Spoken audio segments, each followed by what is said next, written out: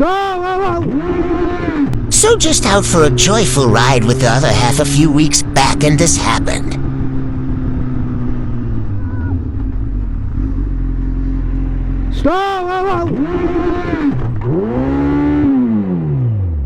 We have a motorcyclist following a transit van on a country road when the van comes to a stop because of an approaching vehicle in the opposite direction. The van then engages reverse and reverses into the motorcyclist, which had just become stationary behind the van. Most of the comments on the original clip would have you believe the motorcyclist is responsible for this collision. Is that the case? Well, before we get into liability, 99% of repeat viewers don't follow the page, so make sure to follow over there, like the video, and also post a comment with what you think the outcome is as the video plays. So this one should be, and is, a very straightforward and clear-cut case. The van driver was apologetic at the scene and admitted liability for the collision straight away. The van driver's insurance company also admitted liability straight away for the collision. And yet, the regular cesspit of people who frequently comment on dashcam clips only to say that it's the camera person's fault or reach into outer space on this clip to blame the camera vehicle, and they cannot fathom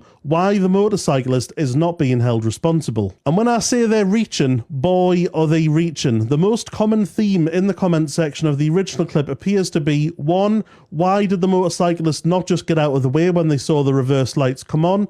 And 2. How could the van driver possibly know that there was a motorcyclist behind the van?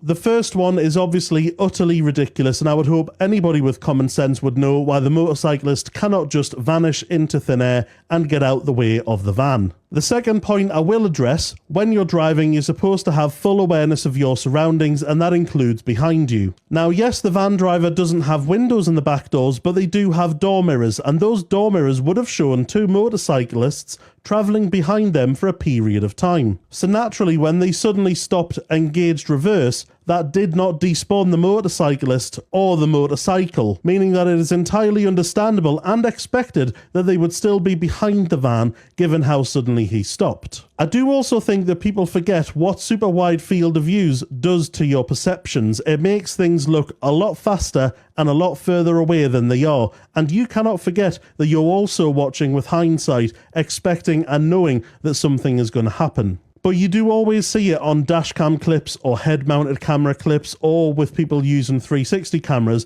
People are always saying, "You're going too fast, that was miles away," but they don't realise that things look faster and further away than they are when using a wide field of view. So to be abundantly clear, the motorcyclist is not at fault in any way, shape or form. The van driver was completely responsible, and they accepted that straight away, immediately after the collision. The motorcycle stopped way too close for the van to know that they were there. Well, that just simply isn't true. Prior to the collision, the motorcycle was following the van with a safe braking distance. The van does an emergency and sudden brake, and the motorcycle is able to stop without colliding with the rear of the van. The van then engages reverse very quickly and reverses without checking it's safe and clear to do so. And, as I mentioned in the original video, when you're driving, you're supposed to have full awareness of your surroundings, and that includes behind you. Now, yes, the van driver doesn't have windows in the back doors, but they do have door mirrors, and those door mirrors would have shown two motorcyclists travelling behind them for a period of time. So naturally, when they suddenly stopped engaged reverse, that did not despawn the motorcyclist or the motorcycle, meaning that it is entirely understandable and expected that they would still be behind the van given how suddenly he stopped. So if the van driver had have been driving with an appropriate awareness of their surroundings before the impact, they'd have already known that there was two motorcyclists that had been travelling behind him for a period of time. And he should expect that engaging reverse on his van does not mean that those motorcyclists disappear into thin air. It is fully expected that they would still be behind him. And if he's going to suddenly reverse without any warning, then he's probably going to reverse into a motorcyclist. Lovely jubbly, sound as a pound.